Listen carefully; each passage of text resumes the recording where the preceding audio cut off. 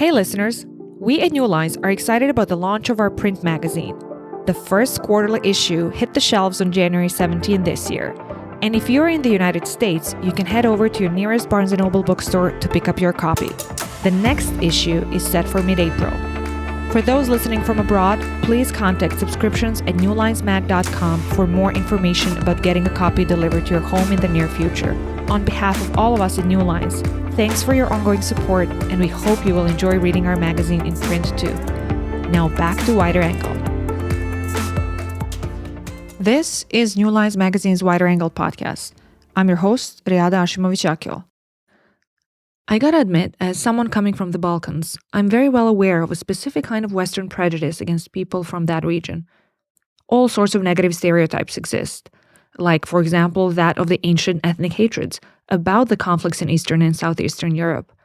At New Lines magazine, we published an essay which describes in detail how Western policymakers' thinking about people in the region as warring tribes or in terms of rival nationalisms has led to really bad results. We've always strived at New Lines to shed the light on the dangers of such harmful projections across many different regions too.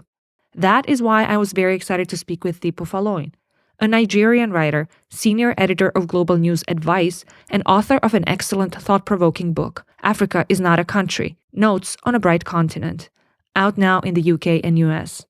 Here is our conversation for New Lines' Wider Angle podcast about contemporary Africa, its rich diversity, and complex communities beyond oversimplified and harmful stereotypes that have persisted throughout history. Hi, Dipo. Welcome to Wider Angle. Thank you so much for having me. It's really great to be here. In the introduction of your book, you give us a glimpse of your personal background and that of your family, which, as we learn from you, is, quote unquote, forever complaining that someone else is not telling the story right, either in accuracy or with the requisite flair, end of quote. By reminding your readers that an individual is made of many nuances and influences that make us who we are, you set the ground and slowly advance to the bigger thesis of the book. But then you assert, as you write, not everyone is allowed a complex identity. But I want to hear from you about your observations about the consequences of essentializing entire communities as very simple entities without any nuance. Yeah, certainly. It was really important for me to start the book on a personal level because I've grown up seeing people cover Africa from this sort of bird's eye view perspective. You know, they treat Africans and African countries as if they're sort of these strange species, and unknowable people, unknowable communities that exist in a way that is so different and so far away from, you know, the rest of the rest of the world. And that obviously isn't true. You know, this is a region that is full of anything and everything. It's 1.4 billion people. There are over 2,000 languages in this one place. And in my head, when I think about Africa, I think about diversity. I think about just how many different experiences and identities there are across the region. And so I wanted to start by ensuring that the reader understood that as a fundamental principle. And the best way of doing that is to sort of tell my own story in a way, and that of my family and of our hometown, Lagos. And so that's why we sort of start on the ground, because I want people to start thinking of the region as a place that is full of people who have experiences day to day, like experiences are had all around the world. And so that really is an essential part of breaking down stereotypes. You know, when we build up these stereotypes, what we do is we clump people together and we see them as one monolith. We don't really appreciate them for their idiosyncrasies. And as I say in the book, you know, often that's been done deliberately throughout history to subjugate people, to eradicate people, and to ensure that their humanity is stripped away, and that makes it easier to exploit them often. And so, you know, part of what I want this book to do is to ensure that we stop seeing Africa as this monolithic region, and we start to build those real life human connections with individuals. And that's certainly something that we see when it comes to discrimination across many different countries and regions around the world and different races. It's often easier, instead of seeing people as human beings, seeing them as this sort of singular beings that don't have feelings and emotions. And so I hope the readers of my book, as soon as they launch into it, they start to experience it on a human level, and they start to realize that the dangers of these stereotype beings is that they wipe away the identities of people like myself and my family, and hopefully they've built that connection with us from the beginning. Yeah, I was curious while I was reading, and I obviously can't know. Please tell me, does it happen to you, as it often happens to me, that I kind of go through different phases and different feelings while dealing with news or some new anecdotes or problematic instances from history, so to speak, or even from present, that I shift both from laughing about it to being angry about it to realizing how exhausting it is once again, to then bouncing towards determination to really still be part of a conversation. So I'm curious to hear, was there a moment, and what was it, when was it, that made you realize that you really want to write a whole book about it and kind of chime in the conversation? Yeah, certainly, and I think it's really interesting that you mentioned kind of the many stages of sort of frustration that you go through when dealing with this, and it's certainly something that has been with me my whole life. And there was that frustration, when as a young kid you move. I was sent to boarding school here in the UK from Nigeria. And you meet people who, assume that you have sort of lions and tigers roaming around your garden, and, you have big animals as pets. And they have these, and you have that kind of frustration and that anger, and you're constantly kind of pushing back to try and explain that, I grew up in a major city like most other cities around the world. And you kind of you move because you kind of have to manage the stress that this sort of thing can cause. So you certainly, as you said, sort of move from feeling real frustration to kind of trying to laugh about it where you can, and joke about some of those stereotypes. But the older I've gotten, and the more I see that we all have a responsibility to ensure that these stereotypes don't continue into the future, the more I've sort of felt that responsibility to play my own part. And, as a writer and as a journalist, my main passion is telling stories and telling real life stories of people and how they build their lives and how they build their communities. And the idea for the book has been on my mind for a long time. It was sort of during the summer of 2020, during the Black Lives Matter protests, that I really kind of felt like, firstly, the world was as receptive as they're ever going to be about conversations around identity and diversity.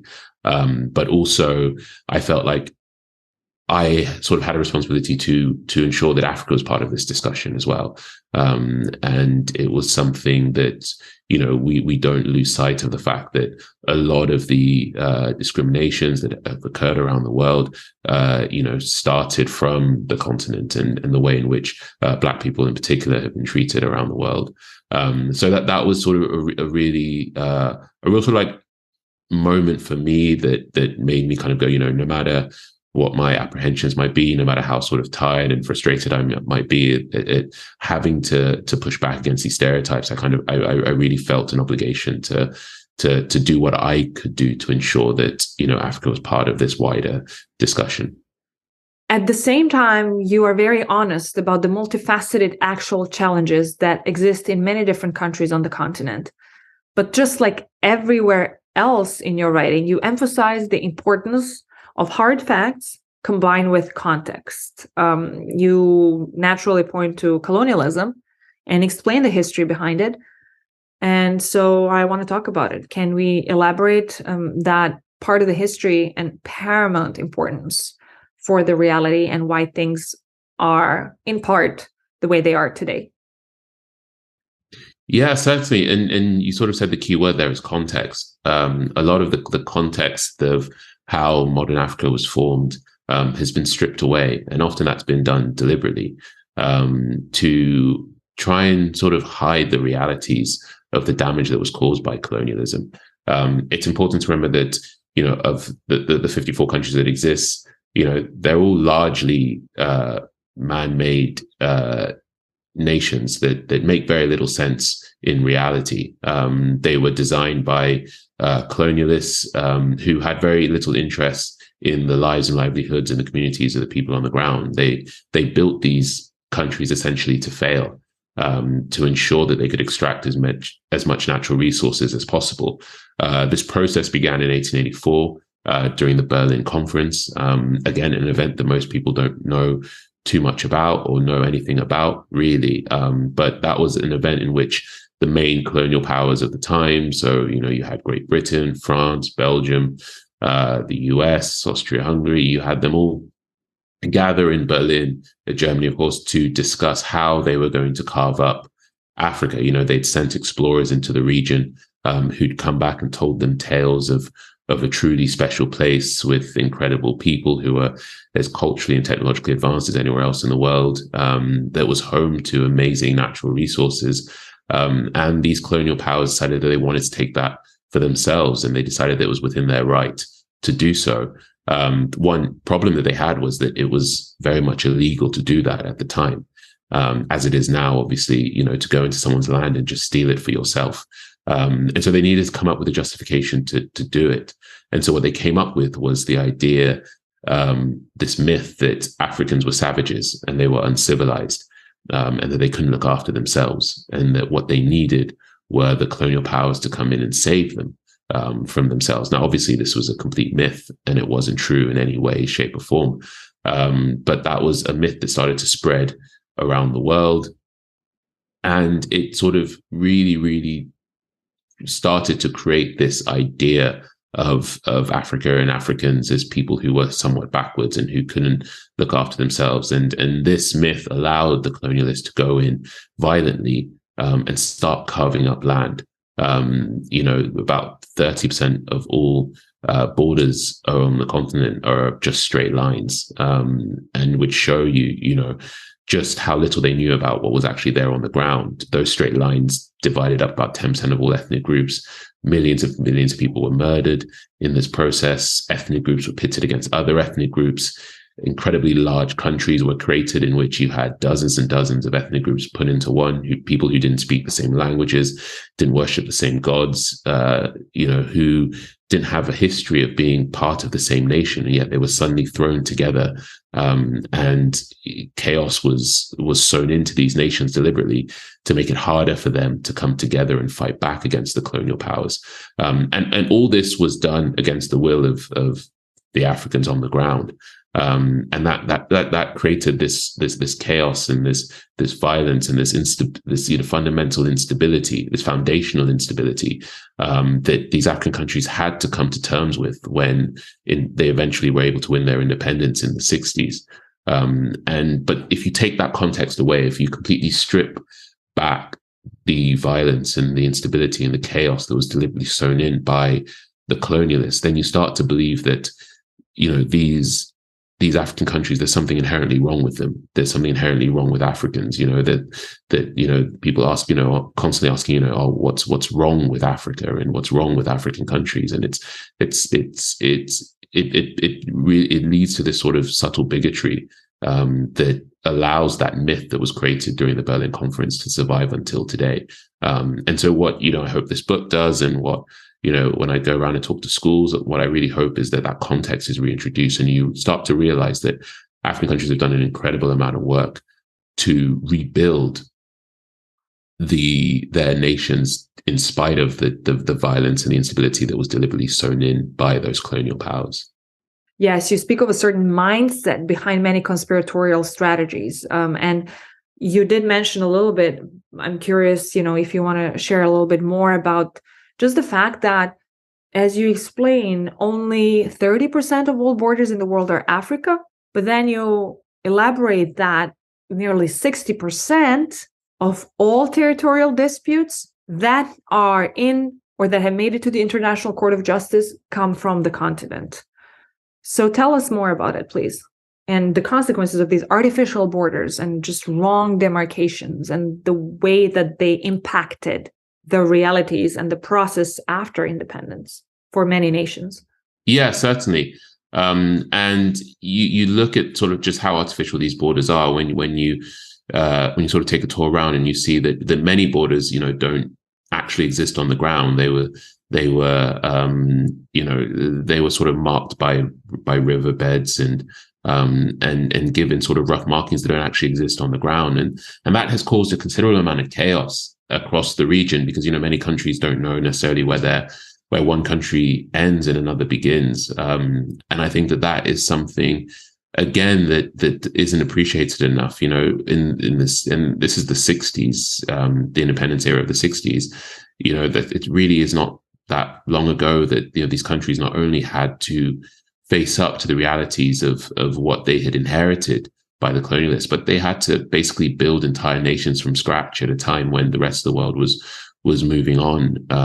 And you had these sort of natural sort of conflicts and frustrations with each other, with neighboring countries, because not only did you not know necessarily where one country ended because of the border, but also because of the way in which the borders were drawn, you had ethnic groups split between neighboring countries. And so the basic idea of allegiances were confused. You have these big nations that no one asked for, forced upon the local populations. And then you're told that, oh, well, now we need to work towards a sense of identity and collective patriotism. But at the same time, many of the people who you consider your, traditionally who are part of your community, perhaps have been split and are now living in a different country, in a neighboring one. And those who you're meant to be sharing a country with, have been deliberately pitted against you, and they're in charge, and you don't, and they're trying to maybe force a history and traditions that you don't necessarily recognize. All these things create a real imbalance that needs addressing. And that's what a lot of, what African countries had to do in the 60s and in the 70s. And, it was a difficult work. But it was certainly something that we can look back on and say that it was done largely very successfully, to build these new nations, to build a sense of identity. And it's something that is really, really often overlooked, and African countries don't get enough credit for that work.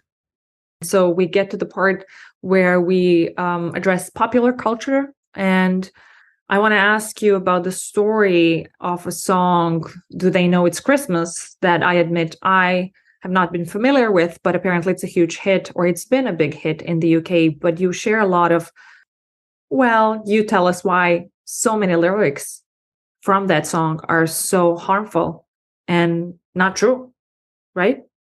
Yeah, certainly. So earlier I mentioned sort of the birth of this myth that was created in 1884 by the Berlin Conference, who at the time, obviously they wanted to come in and they wanted to take over Africa. And so they created the myth that said that, Africans were uncivilized and that they were savages. And that myth, and that the Africans couldn't look after themselves, importantly. And so they needed this sort of external intervention. And so that myth sort of carried on for decades and decades. And eventually you sort of get into the independence era, and these countries are trying to establish themselves, and they're trying to build new identities and new traditions. And they get to sort of the 70s and 80s, and they're at a point where, many of them want to present their identities to the rest of the world. They're looking to build their nations up. And one of the ways they want to do that is through tourism. But the myth is allowed to sort of carry on, because at the same time, many charity organizations had sort of bought into this idea that Africa is this place of pain and suffering. That, when you think about Africa, you should only think about two things: poverty or safari, and nothing else. These charity campaigns realized that you could raise a lot of money in a very, very short period of time, simply by pushing images of darkness and horrible suffering, and photos of malnourished children and flies roaming around infants' heads, and all these images that most people, anyone who's listening, just has to close their eyes and they can picture. And one of the most successful campaigns was a song called "Do They Know It's Christmas," which was created by Bob Geldof, and he invited a lot of celebrities to come, and it was a song that spread around the world. And raised a huge amount of money in the 80s, and has sort of become this sort of Christmas staple song here in the UK, especially. And it's a song in which the lyrics say that that Africa is a place of dread and fear, where there's no flowing water in Africa. The only water that exists comes from people's tears. It says that, the only thing that Africans can hope for every year is to just stay alive. And they're in so much poverty that they don't even know it's Christmas at all. Again, they're talking about a region of 54 countries, 1.4 billion people, and over 2,000 languages. But the myth that was created in 1884, even though it was for different reasons in the 80s with these charity campaigns, it was allowed to find this sort of new wind, because that was just what that's what people started to believe. They started to, turn on their TVs and see charity appeals of starving Africans. They just put on the radio and they'd hear these songs about how you had to give a dollar a month or a pound a month, and to save all these save all these lives in Africa. At the time, these countries were trying to push, who they really were, trying to get people to come and visit them, to move their families there, to start a business there. But it was incredibly difficult to do that in the face of what the rest of the world was seeing. And what the rest of the world was seeing was images of an Africa in which only pain and suffering exists. And that had a huge impact.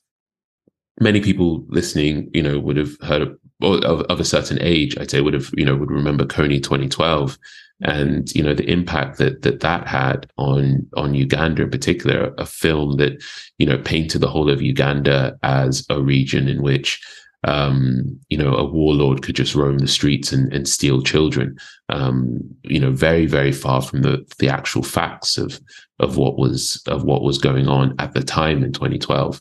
But just by producing this incredibly slick film, Uganda suffered a huge amount from it. The film obviously went viral. It was, for a period of time, YouTube's most watched video in history. And tourism in Uganda completely plummeted because of that video. Just months earlier, before the film came out, Uganda had been picked by Lonely Planet as one of the world's top tourist destinations. And tourism had been on the rise in Uganda for years leading up to that. But suddenly, people watched a film that painted Uganda as this sort of dark, horrible place, and obviously they didn't want to go there. So there are real consequences of these stereotypes and the impact that this imagery has had on the way in which people think about the continent. Yeah, as we mentioned before, you are in no way apologetic. You don't deny the multifaceted problems across the continent, and you invest great effort to shed light on the specifications, on the specificities of violence and corruption and tyrannies and political realities of exploitation by many leaders in various countries.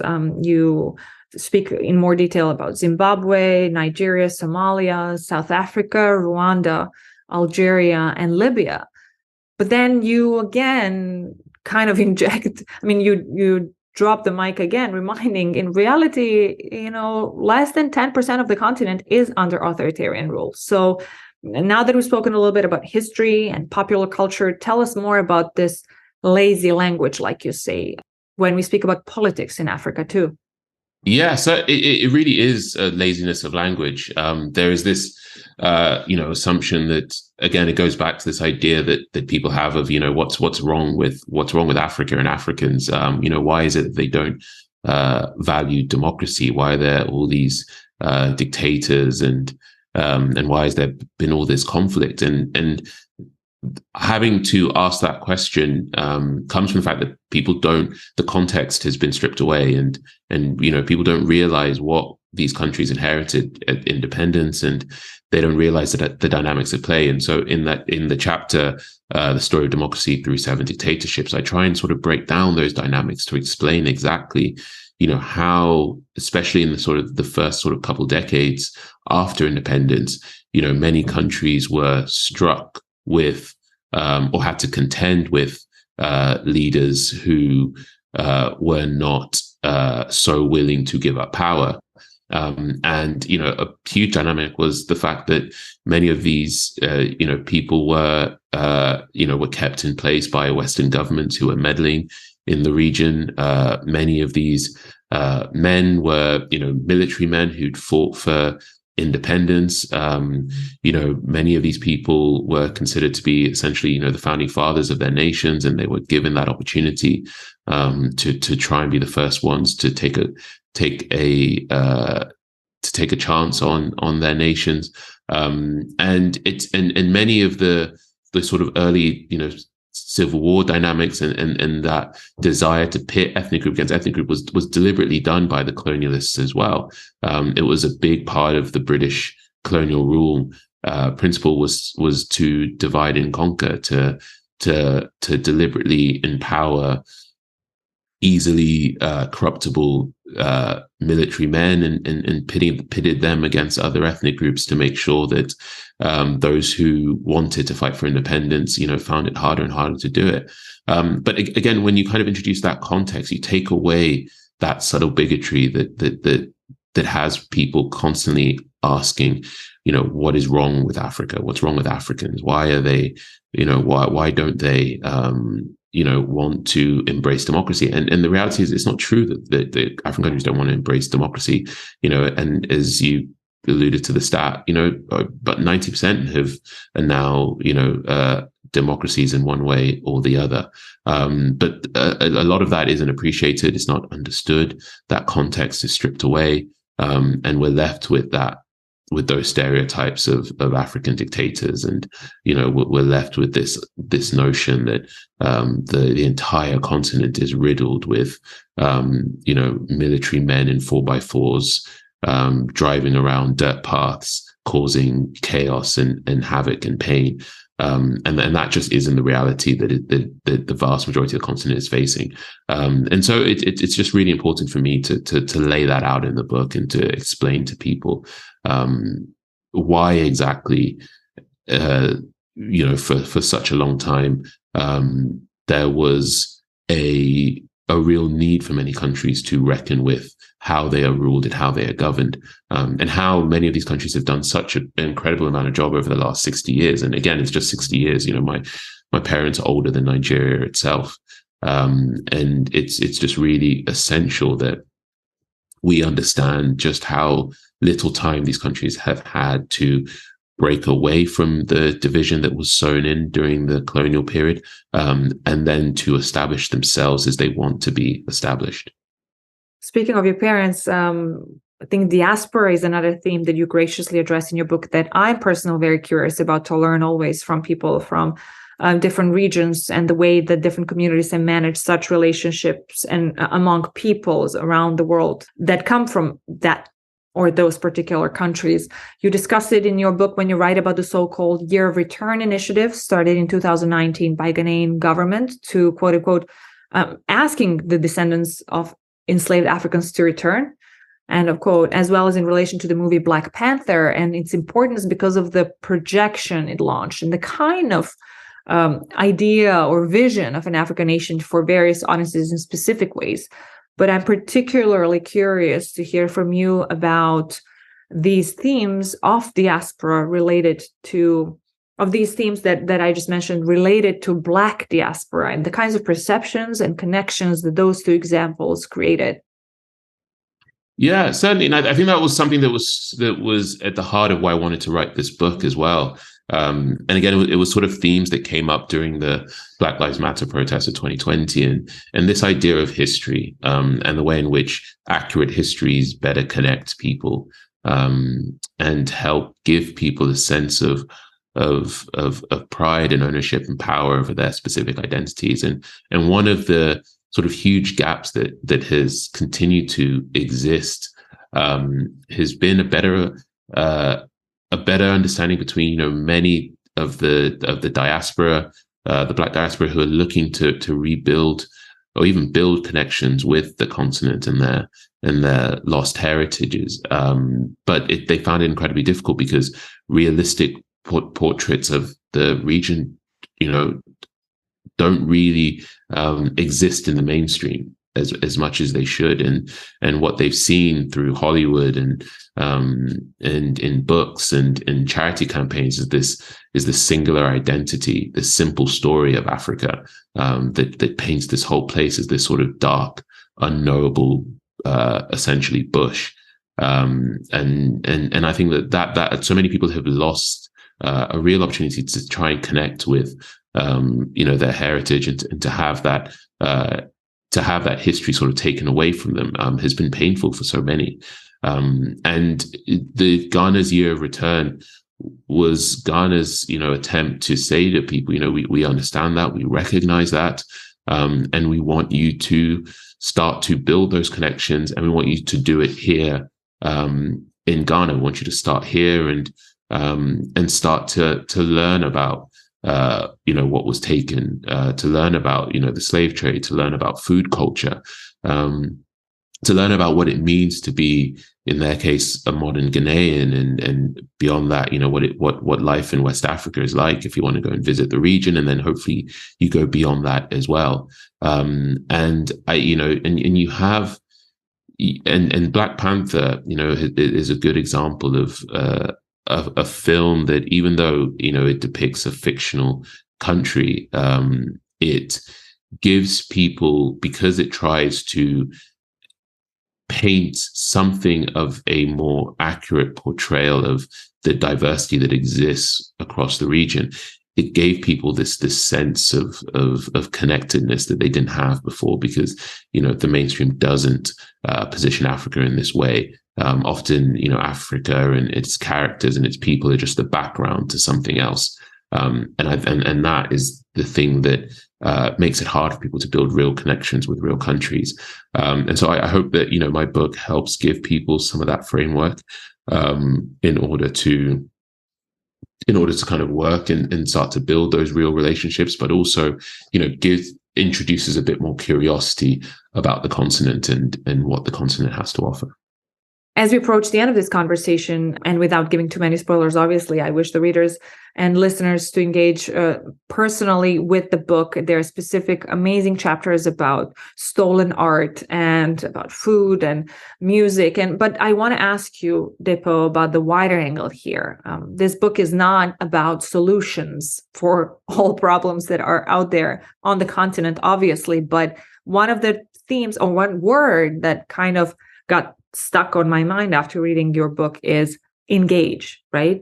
I'm curious to hear from you. What is it that you wish the readers take away the most from your book after reading it? Yeah, what I want people to take away from the book more than anything is a sense of curiosity. I want them to see the region as being almost not one thing, but millions and millions and billions of different things. Every individual person, every community, every country, every ethnic group, every family represents something completely different. And there isn't this sort of one idea of Africa that I want people to see. I want them to when they engage with the continent, whether it's through music or politics, fashion, art, science, technology, I want them to really understand within themselves that Africa is a place of anything and everything. It's stories of great triumph.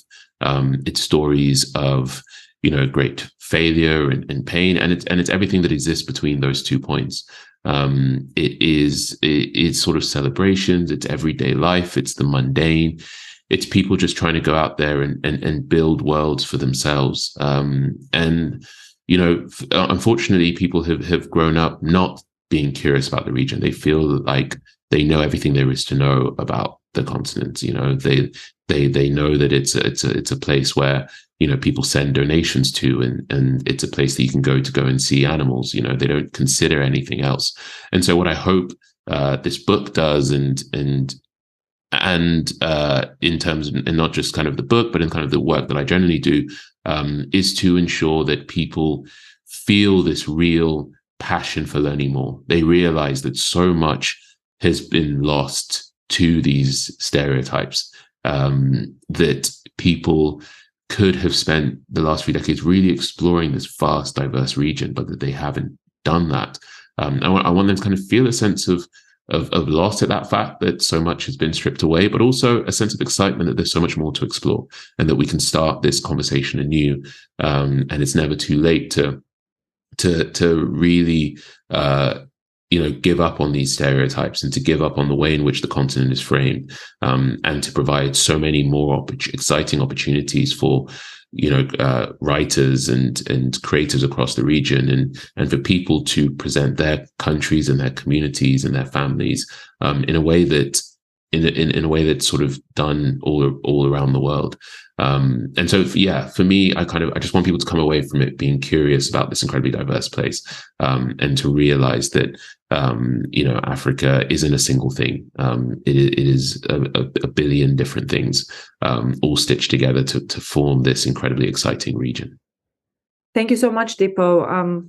In your book, you're funny, you're sarcastic, you are always very sharp and incisive, and you say it's African countries that should determine whatever comes next. And there's a beautiful juxtaposition of both the disappointment about how little, in your words, is expected of Africa, with a very vibrant, burgeoning cultural scene, literary scene, the depth and the breadth of the youth movements across the continent, the work of scientists, engineers. And your book is indeed a fresh reminder about how we all should engage with the continent and the stories from the continent. Thank you so much for joining Wider Angle, Dipo.